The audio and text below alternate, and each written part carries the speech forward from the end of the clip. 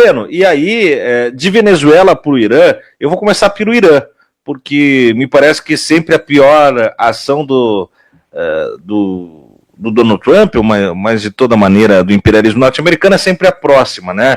Há bolões aí, há casas de apostas que ficam tentando calcular qual seria o próximo alvo depois da Venezuela, e a Groenlândia até era pautada como prioridade, mas eu pergunto, como é que está a situação no Irã e como também começar a descosir, já que no seu papel justamente de ir para os debates, né, como se disse, nos temas espinhosos, mas a descosturar mesmo da percepção pública os chavões de Irã, porque agora é a hora que salta para tudo que é lado, aquelas coisas de sempre, né, que às vezes ficam esquecidas, porque uma Venezuela fica esquecida, o Irã fica esquecido, e quando vem um balanço dos Estados Unidos, volta sempre a mesma percepção errática sobre o Irã e os argumentos estadunidenses como a salvação da lavoura.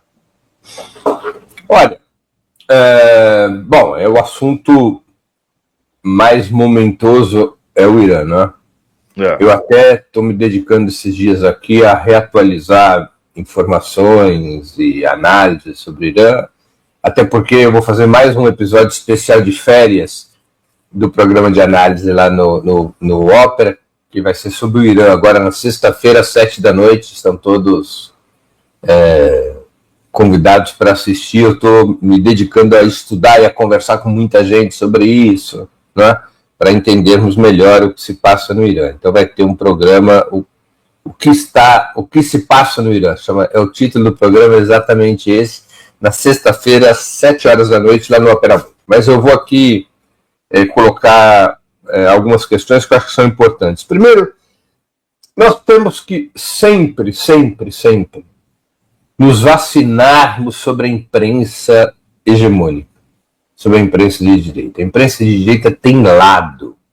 A imprensa de direita não é uma fonte razoável de informação.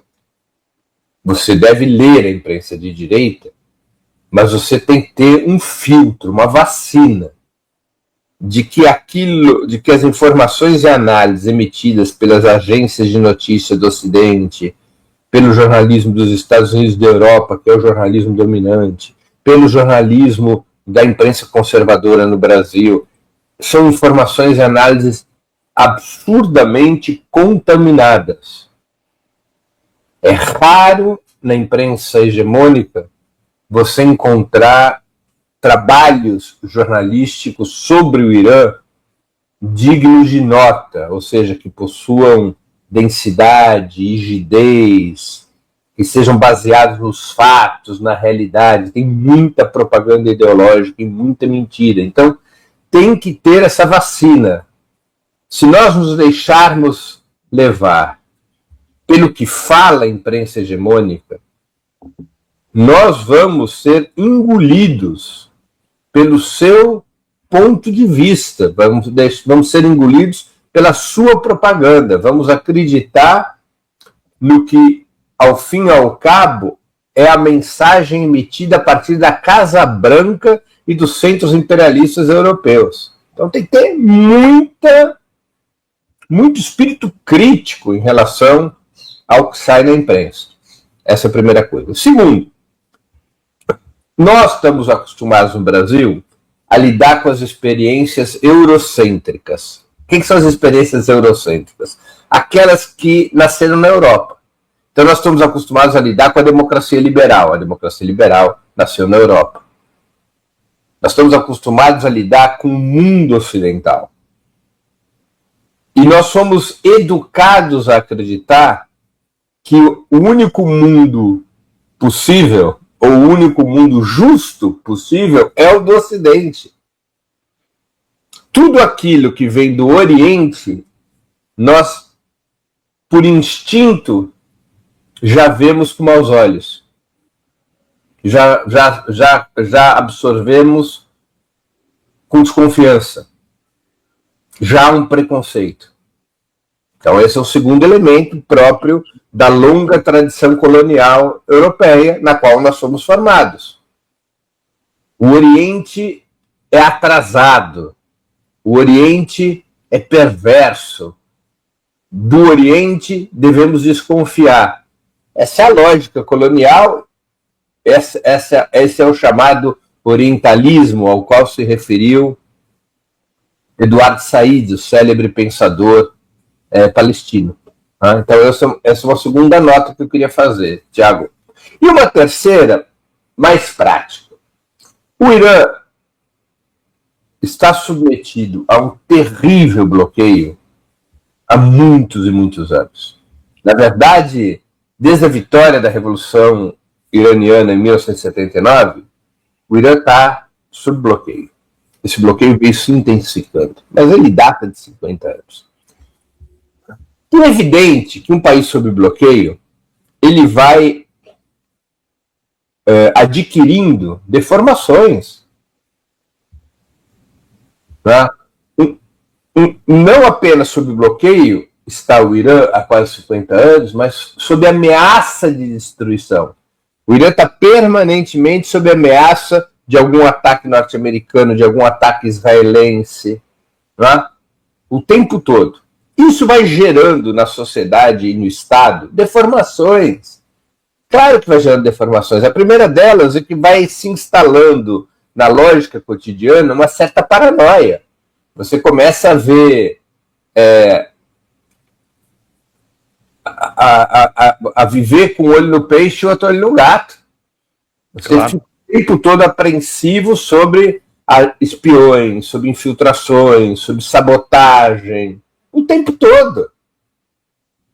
Tá? E como a obrigação primeira de uma revolução é se defender, isso às vezes, ou muitas vezes, atiça a atividade repressiva do Estado.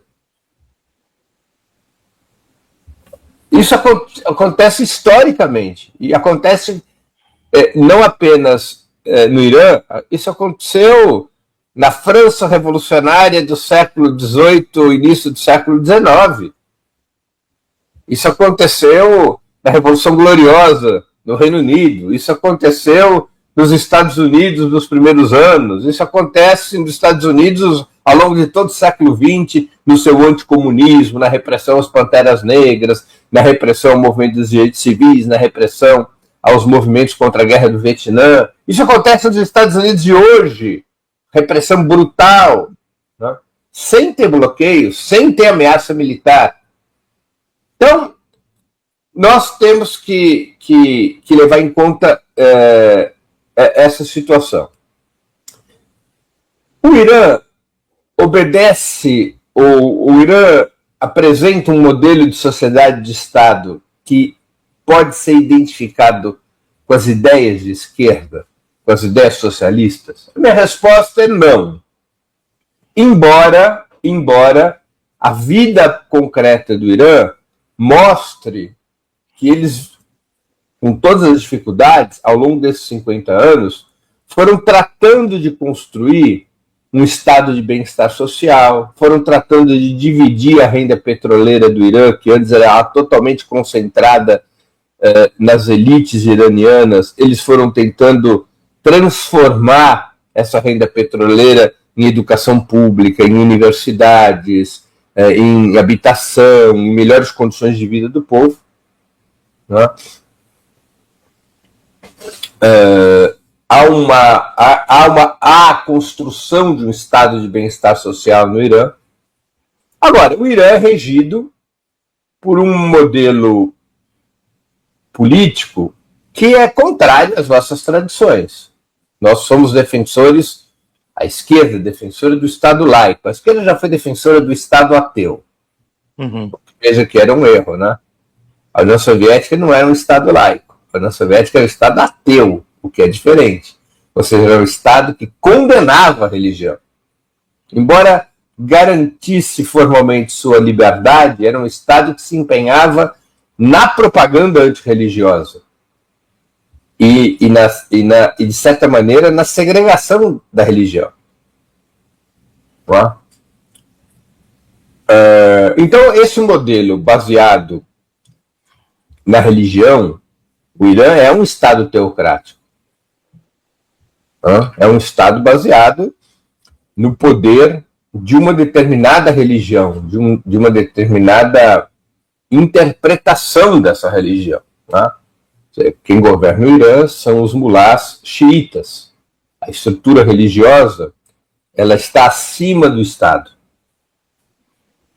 Embora o Irã não seja, como mostra ou tenta mostrar a imprensa de direita, uma ditadura religiosa. Há um conjunto, há uma institucionalidade nessa hegemonia da religião.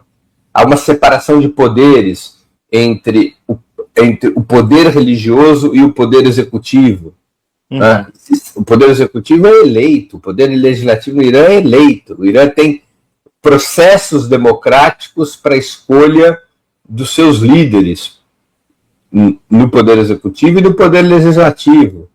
O Irã tem pluralidade de partidos, embora limitada, porque existem restrições a determinadas orientações ideológicas, mas a disputa eleitoral para eleger o presidente, para eleger parlamentares. E o poder religioso, ele funciona como um poder moderador, né? Ele funciona como um poder moderador. Esse é um modelo que a gente pode só identificar com as ideias de esquerda? Não. E também há um conjunto de regras diante das quais, evidentemente que nós temos que divergir, né? Embora nós devamos ser mais atentos à materialidade dessas ideias. Então, por exemplo, a discriminação das mulheres é um fato no Irã, de acordo com a imprensa ocidental, sim. Na vida real, não. Tem problemas, claro. Então, tem uma série de regras religiosas a respeito da vestimenta das mulheres, que agora foram, nos últimos meses, bem amenizadas. Então, a obrigação de usar o hijab, aquele lenço que cobre a cabeça. No Irã, pessoal, não se usa a burca. A burca é coisa do Afeganistão, não tem nada a ver com o Irã. O Irã não tem aquela cobertura facial que ficam só usando. Aquilo é a burca, aquela roupa toda, é a burca, não. No Irã é o hijab, aquele lenço. É obrigatório? Era obrigatório, agora foi amenizado.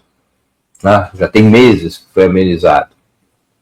Agora, as mulheres são a maioria dos estudantes universitários, as mulheres são a maioria em várias profissões, as mulheres ocupam cargos de poder que poucos países, mais cargos de poder do que em muitos países ocidentais. As mulheres podem desempenhar um papel na vida pública livremente, podem desempenhar um papel científico livremente, um papel cultural livremente. O que acontece é que, pelas normas do Islã,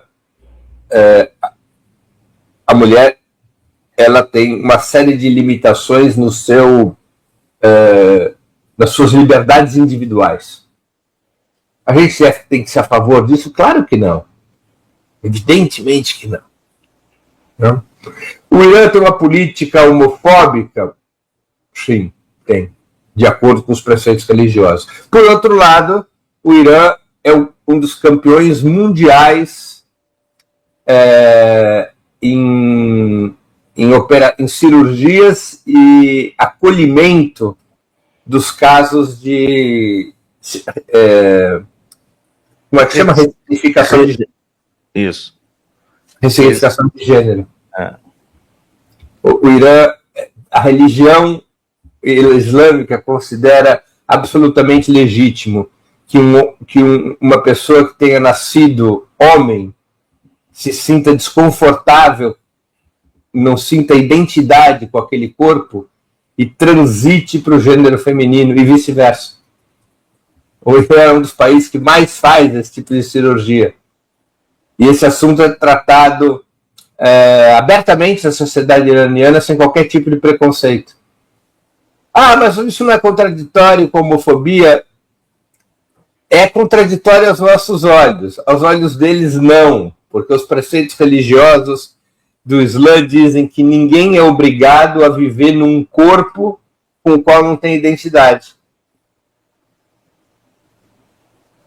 Você vê a percepção amparada, inclusive, na palavra religiosa, muito mais próxima do que se pretende para a universalização de direitos do que no que nós temos no Brasil.